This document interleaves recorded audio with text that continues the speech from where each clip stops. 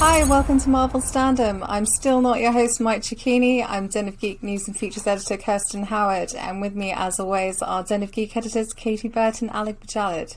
This week, we're taking a look at the most highly anticipated Marvel film of the year, Spider-Man: No Way Home, which, as we speak, is making an eye-watering amount of cash at the box office. Now, we've talked a lot before about how with these big ensemble movies, there are a lot of characters to juggle, so the film story has to stay quite small, and No Way Home is no different. Peter Parker gets Doctor Strange to cast a spell to make people forget his identity, the spell goes wrong, and Peter and Strange have to set things right. That's in a nutshell.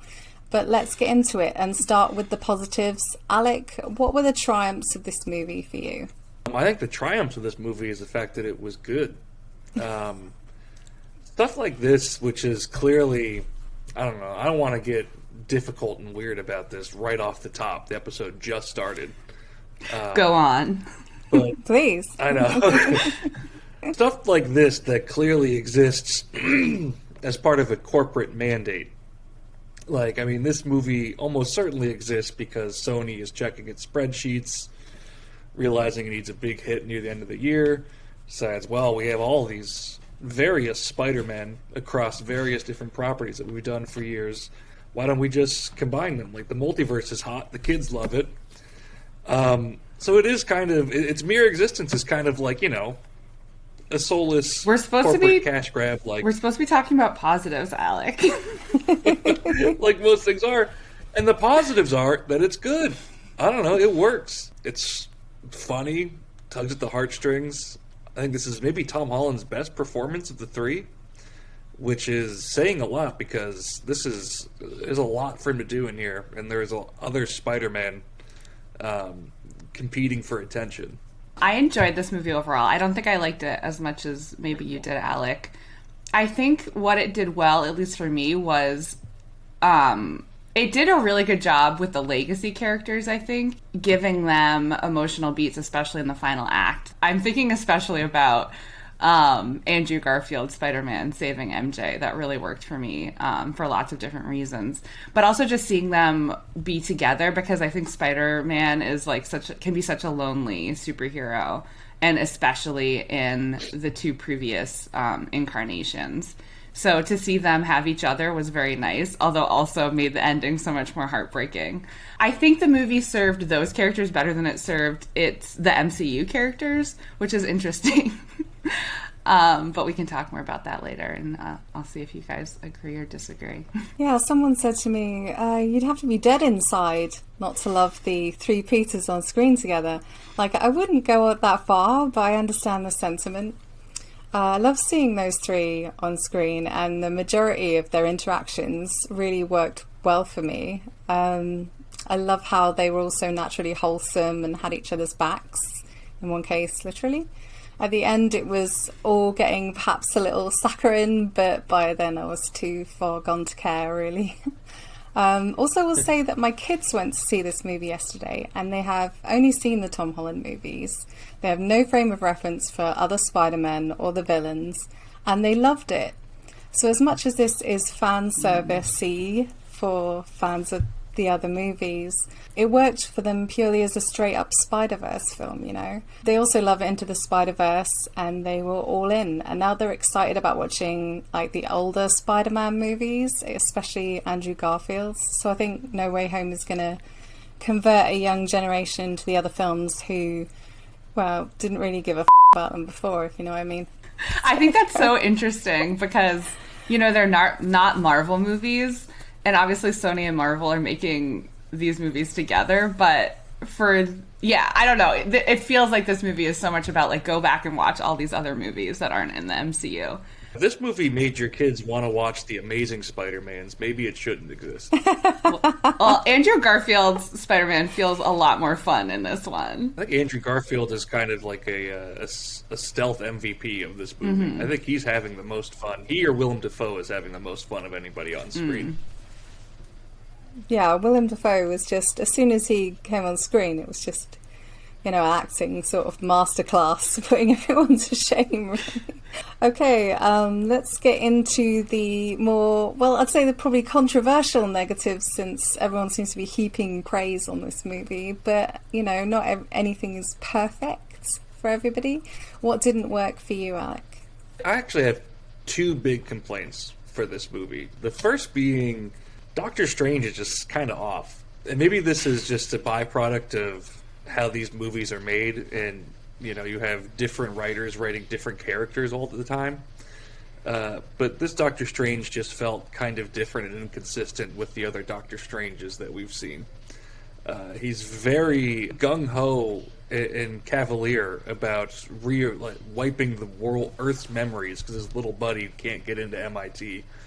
That just seems a little more irresponsible than I would anticipate. Seems totally in character to me. I just feel like after you give up the time stone to Thanos and experience 14 million different perspective timelines to figure out how to defeat him, maybe he has a lot more peer pressure in that scenario. He's just kind of doing his own thing. True. He's the true villain of this movie, in my opinion. Or when the trailers came out, I was really hoping that was an imposter Doctor Strange. We finally got our Mephisto. A year later, finally Mephisto's made his appearance or something. But no, it was Doctor Strange, and he was, Benny Cumberbatch did his best, but the character was just written a little weird. Did you have a number 2? I did have number 2. It's kind of become a matter of fact that these third acts in Marvel movies are not kind of boring, very CGI stuff, and I feel like that is particularly the case in this movie. It's just wild to me that you can have 3 characters in identical blue and red costumes and then do almost nothing to distinguish them from each other, from the fact that aside from the fact that they take their masks off occasionally, and then have them fight lizard people and octopuses in the dead of night on scaffolding around the revamped Statue of Liberty. The third act fight scene was not very interesting. But it is interesting, going into these expecting that, and how that changes maybe you're like, oh yeah, that was about what I expected, versus if you have higher expectations for an action scene and then it's sucks. 2/3 of a way through a Marvel movie, you have to get all the enjoyment you're going to get out of it by then. Yeah. The fact that there is a consequence and a sizable part that comes after that battle, I think makes this movie better. I don't know. I feel like my comic book movie references sensor was on, and so just being at the Statue of Liberty made me think of the first X-Men movie. I was just excited to be looking for any sort of connection. I really don't like Doctor Strange, but I also don't know if it's a problem. I guess it depends where it might be. It depends where the MCU continues to go with this character. They seem to think he's a hero, so agree to disagree at this point. But the fact that this is framed as Peter's fault is hard for me, but I also think that it feels in character as I see the Doctor Strange character. Peter is a literal child still. Also, the fact that he's asking for help to fix this MIT problem while Doctor Strange is wearing an Ivy League university sweatshirt. I'm couldn't you make a few calls? This is what institutional privilege is. Yeah, of course Peter didn't think about asking, but you probably should have.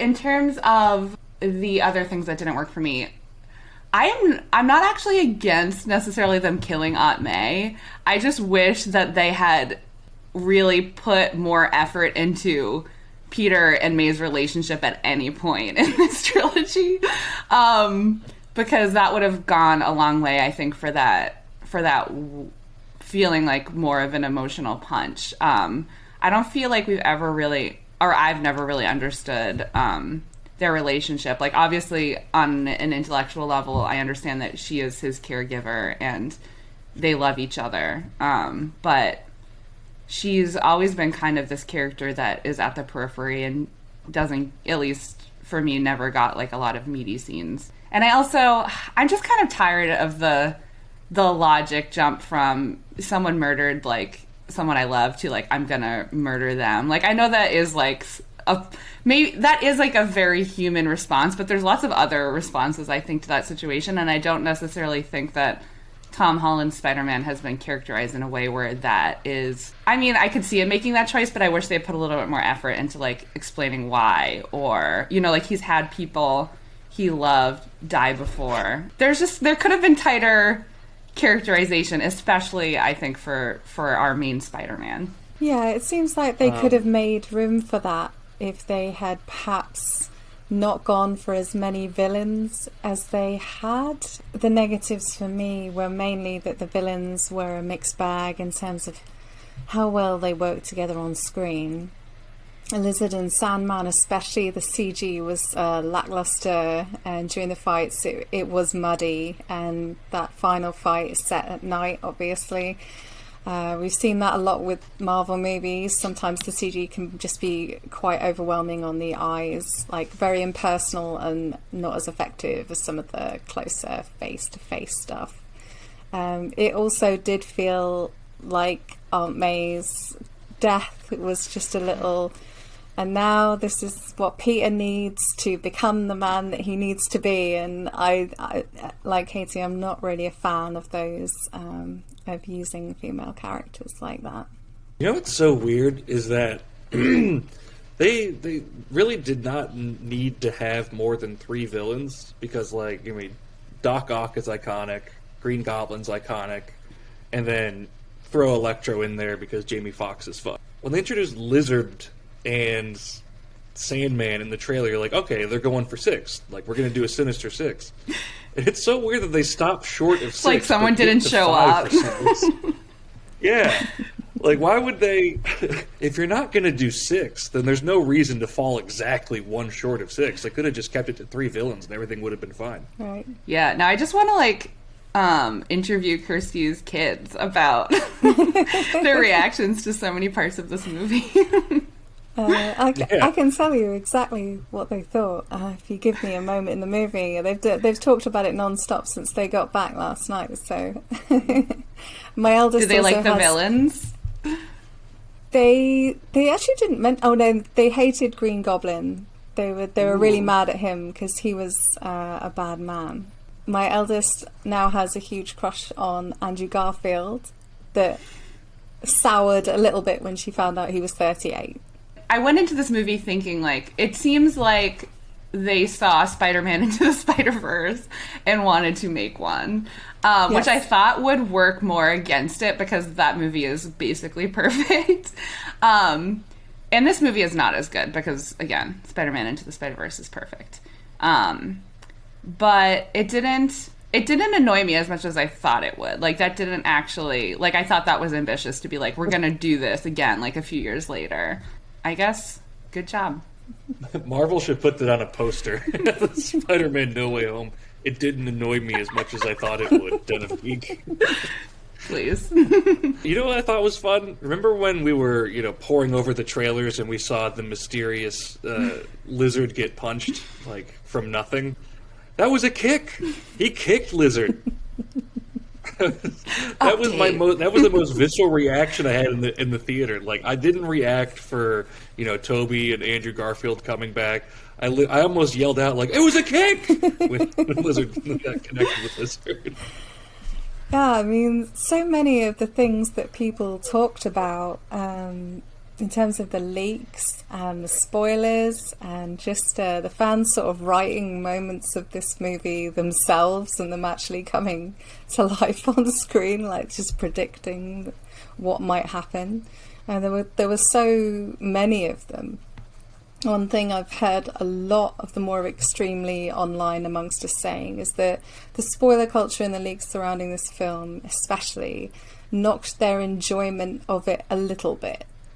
Because there was not as much of a reaction as they would have had they not have heard that perhaps Daredevil and Toby and Andrew were going to be in it, and the trailers gave away a lot of the villain stuff. Although most publicity is good publicity, and it didn't affect No Way Home's box office in any way, it did set an unfortunate precedent for fans that I think many are hoping won't continue. Alec, Katie, what are your thoughts on this? As we've seen, it's not just like randos spoiling these films. It can be, journalists who should know better. I mean, I'm still mad about Harry Styles. The fact that I can be spoiled for a movie that I am going to see before it's released to the general public kind of blows my mind. But I also think that as long as people are reading these articles and clicking on these articles, I don't see that changing. Especially because these movies are so big. So many people are involved, and the production, especially if it's on location, is just impossible to hide. I don't know. There's such a formula to these movies that even just seeing the trailer, I think if you're media literate, there's like a lot that you can guess from even just like what's put out there. It's definitely complicated. You just threw a very big question at us, Kirsty. No, it's cool. I like it. I like this discussion. It's because we talk about it a lot off camera, every time a new leak comes out or there's a huge spoiler and you're like, okay, well, that's one more thing that I won't be surprised about. There are some people in the Den of Geek team, not naming any names, John, but who enjoy spoilers and actually actively seek them out because it actually helps them, enjoy the film better. But some of us are like, don't tell me anything. Like, I don't want to know. I don't want to know. I want to be surprised. So, but I feel like this film especially has been affected by that culture. In this conversation about spoilers, I think it's probably important to remember that not everybody is as terminally online as we are. That's true. I don't have adorable children, but I do have some friends who are my age in similar demographic to me, and they like, going to superhero movies. They're not as plugged into the MCU of it or what have you. I think of them as civilians. But I texted these normies before Spider-Man. I'm like, hey, and I had not taken in any spoilers. I tried to avoid it as best I can, but I texted them something like, going to see Spider-Man, excited to see Toby and Andrew. They're like, whoa, they're in that movie? And I'm like, well, I mean, I don't know. It's not in the so you spoiled your promos friends. Or the ads. But like, you think they would introduce like Doc Ock and Green Goblin and Jamie Foxx, not Electro, Jamie Foxx, and those two wouldn't be in there? They're like, oh yeah, good point. I guess they probably are in there. So I guess like my point being that people just like they're not as plugged in. This movie's going to make $170 trillion, and a lot of that money is coming from people who have not, scrolled through the Spider-Man No Way Home hashtag for hours on end and just kind of want to go see a fun little Spider-Man. We're in kind of maybe a like growing pains period of figuring out the etiquette around spoiler culture, and I'd rather we try to figure it out. Like, obviously there are tactics people take, like especially like on Twitter, of muting certain hashtags. I'd rather we try to figure it out than have like Sony and Disney start doing things like, I don't know, even excluding people from screenings makes me nervous, which is not something that I don't think that's like been seriously discussed, but yeah. Yeah, the only spoiler that's ever really made me mad was the one you mentioned, Katie, was the Harry Styles one. Because it was also from a post or a mid-credit scene, so it just feels like... Post-credits should be sacrosanct. Like, I personally don't care about spoilers that much, but I feel like if like a movie goes through the trouble to like have something after the credits, like that is a signal that like, okay, this is a spoiler. It's not a gray area about like I'm reviewing the movie and like I'm not really sure how much I should discuss and how specific I should be. It's like not even a part of the central story of the movie. I mean, on the subject of post-credit scenes, I hope you enjoy the segue, because in No Way Home's post-credit scene, we get a Venom Let There Be Carnage follow-up, as Eddie Brock tries to make sense of the MCU before he's thrown back to his reality. It's funny, when the credits started rolling on No Way Home, my boyfriend turned to me and he said, like, oh, thank God they didn't try and stick Venom in there too. And then Tom Hardy's face appeared, and he looked like he wanted to die, honestly. I can imagine if you're not a Venom fan, that whole scene just felt like a bit of a threat. Like the Sony Marvel, the Sony Marvel Studios Spider-Man movies are pretty good, and the Venom movies, I'm trying to put it nicely, are not good. So the idea that they might be actively trying to make a crossover movie happen isn't especially appealing to me, you know, personally. Is this the worst post-credit scene ever? Or is it actually super fun? I mean, I loved it. But I like the Venom movies, and it just kind of hammered... I know. I'm it just so kind sorry. of hammered... I just sat here and it's okay. I'm not offended at all. was mean about them. But I also think it just hammered home how tonally different they are. And for me, that worked. Like, I was like, yeah, I like this tone. It's so different from, like, most of the MCU. But I think I can obviously understand, if you don't like that tone, how that could feel like a threat. I do not care about Venom at all. I am a fierce Marvel Studios partisan. No other superhero movies exist as far as I'm concerned. So I've not seen either of the Venoms because anything outside of the MCU continuity does not matter.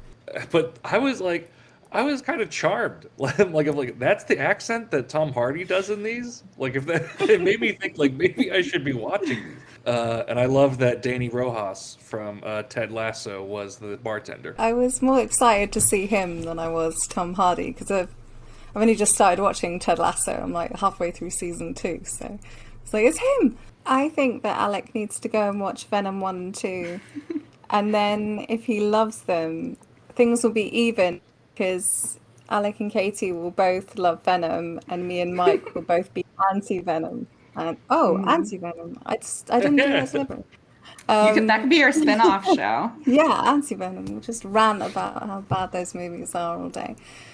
Well, we did get that Doctor Strange and the Multiverse of Madness trailer at the end of No Way Home.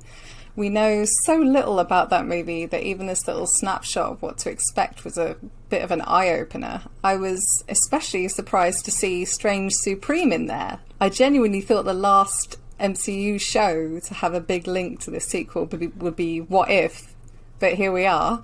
I don't think like the trailer excited me necessarily, but I'm already excited to see the movie because I'm just excited to see all Marvel movies. So I'm maybe not the target demographic. You've convinced me, Marvel. I'll go see all of your movies. I really enjoy Doctor Strange in the MCU, this movie aside. So yeah, I'm excited for that movie, and I thought the trailer looked interesting.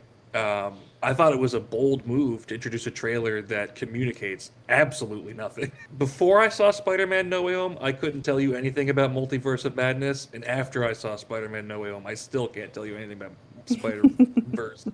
The trailer itself is very like piecemeal, like there's a lot of like fade to black, so it was hard to figure out how these things are going to be connected, like maybe intentionally. Looks like a weird like indie art piece. Like just like a clip of like a 30-second clip of completely unrelated images.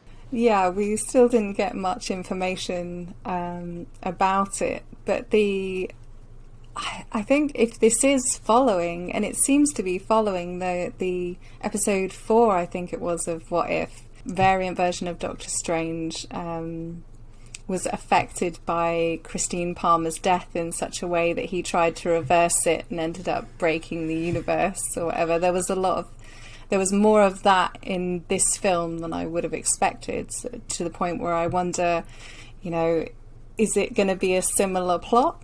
Probably this isn't the exact same Strange Supreme, but could be another one. I'm interested to see, you know, literally any information that helps us with the actual story of the film. Why couldn't Peter and MJ and Ned just like film a cell phone video? You know, they're all despondent that they're going to forget who Peter is. Like, it wouldn't have been that hard to just like take a picture with each other, just like doing this, like, or just take a video trying to rapidly explain all this. Like, hey, look, we're best friends, but like, you know, some magic happened and some weird shit went down. I'll find you later. I'll text you this so you have it in your phone. I would imagine that all evidence linking Peter Parker to these people. I mean, we don't know what's up with the spell, but like would disappear, because otherwise there would be pictures of him on MJ and Ned's phones.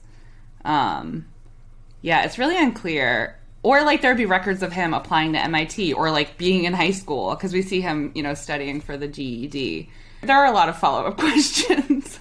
If Tom Holland came up to me on the street and he just like showed me a video of like him in a costume and like the both of us covered in blood, like doing this in front of like a Green Goblin corpse, I'd be like, what?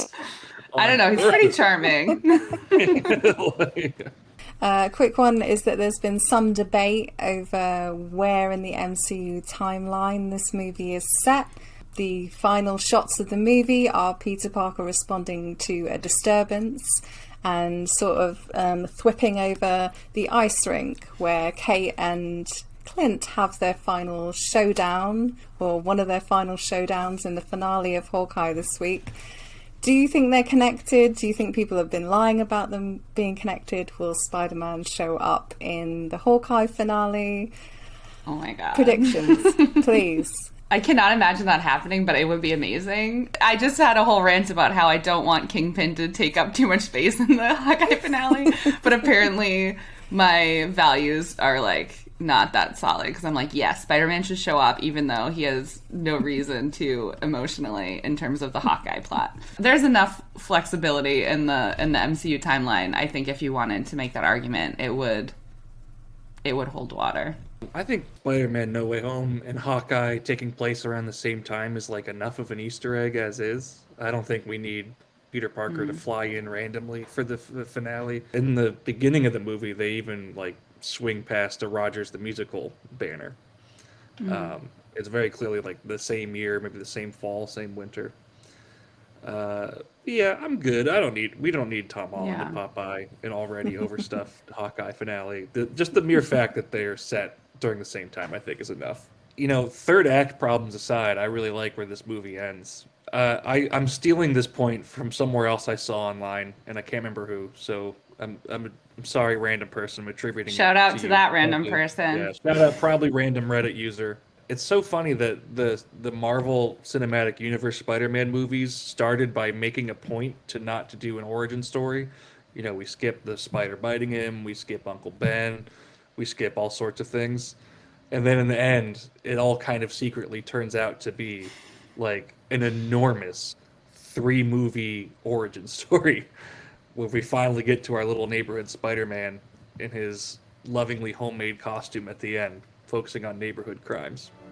That's it for this week's Marvel Standom. We'll be back lightning quick because Marvel still has to wrap up its Disney Plus series Hawkeye this week. Please like and subscribe. We really need your support. In the meantime, you can also find us on our web home of denofgeek.com, where we write about the MCU in lots more detail.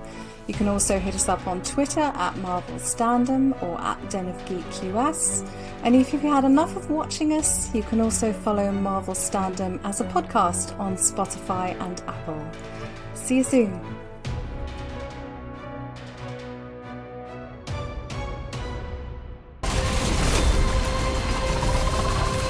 You're not Peter Parker. My name is Peter Parker.